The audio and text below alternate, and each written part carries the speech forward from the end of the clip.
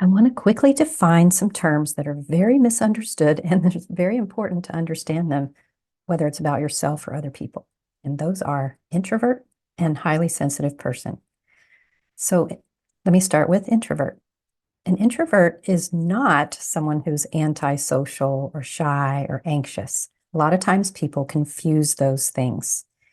So, and I can give some more resources to help understand the differences, but basically what it is someone it's just a trait, just like left-handed or right-handed. There's nothing wrong. And it's a trait that links to deep thinking, a tendency towards deep thinking before taking action, basically, before speaking in a social situation. So that's one reason they get confused with shy or fearful or something, because they're taking their time to think. There's nothing wrong. It's actually pretty useful to stop and think before acting. It's a useful trait. But again, it's misunderstood because people don't know what's going on the outside. So some communication and understanding is really helpful. So part of what's going on with all that deep thinking is a lot of connections are being made inside. And so it takes a lot of energy. And the more people there are in a meeting or in a conversation, the more energy it takes because they're taking in all these and making all these connections. So it can end up being draining in a social situation if you're an introvert. So that's why alone time can be really helpful for introverts. And that's why social time can be a little bit draining. So part of why this is so important is because your energy, everybody needs energy to get through their day and to do their best work in the world. And if your energy is always being drained, you're going to be frustrated and other people are going to be frustrated and you're not going to do the work you're here to do. So it's really important to understand it and understand it about the people around us. And so some ways to know if you're an introvert or extrovert, some people make assumptions about what they are when actually many people don't really know. And it's helpful to take an assessment tool, like one of the most common ones for this is the Myers-Briggs type indicator. And there's some other ones that are based on that you can find. And I'll add some resources about that too.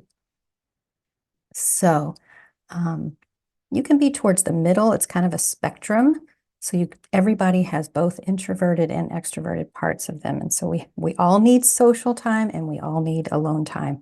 And it's just kind of like, where's your set point of what works best for you? So, all right, that's enough about that. There's so much more to this. Let me go to the second one, highly sensitive person or high sensitivity. Some people call it being high sensory. So this one, what it's not, and what's often confused with, is being emotionally reactive or overly sensitive to comments. That's not what this is. So high sensitivity is about all kinds of sensory input and having a heightened awareness of those things and a heightened response in the body. And this happens in about, let me see, I wrote down 20 to 30% of people. And actually they see it in other species as well, in similar percentages. So it seems to be something that helps a whole species survive. It's an important trait for some people to really be extra aware of what's going on. So like, these might have been the people who could see the weather in the past, or, so there's so much there, so many beautiful gifts there. But as you can imagine, having this heightened awareness of sights, sounds, smells, light, energy in other people, that can be tiring. So this is another one that's really important about energy. And again, it's a natural trait. There's nothing wrong. So it's important to understand if you have this high sensory trait or the high sensitivity trait. Often people use the initials HSP, highly sensitive person. So there's actually some standardized assessments for that too, and I'll provide those resources as well. A lot of people may think they're highly sensitive and they're not, or they think they're not and they are. So it's really useful to take one of these tools and learn about it. Even just taking the quiz, I find, for the high sensitivity thing is educational in and of itself. It only takes a couple minutes to take it. And by the way, you can be extroverted and highly sensitive. More high sensitive people are introverted, but actually there are plenty of people, lots of people who are extroverted and highly sensitive.